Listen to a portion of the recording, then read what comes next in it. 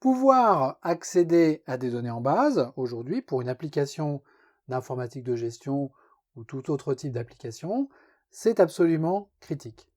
Pourquoi? Parce que finalement, une application, ça acquiert des données, ça lit des données, éventuellement d'une base de données, ou d'ailleurs, ça les transforme et ça va permettre de créer de l'information, de créer de l'intelligence à partir de ces données pour les envoyer vers une autre application ou vers des utilisateurs.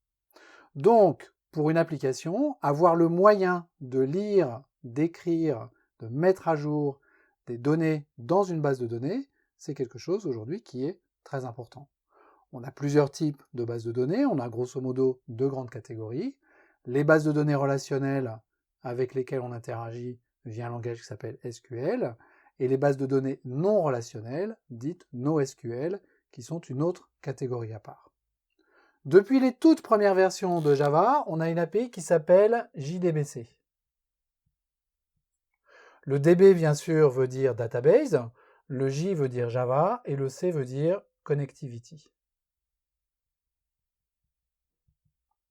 Donc c'est une API qui permet à une application Java d'interagir de façon standard avec des données enregistrées dans une base relationnelle. Donc, avec laquelle on peut interagir via le langage SQL.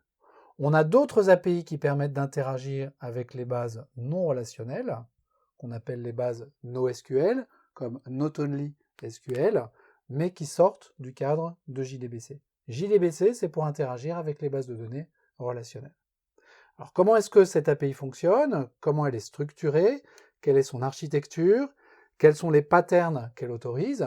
Quel type de code on a besoin d'écrire pour pouvoir interagir avec des données en base? C'est ce que nous allons voir à présent.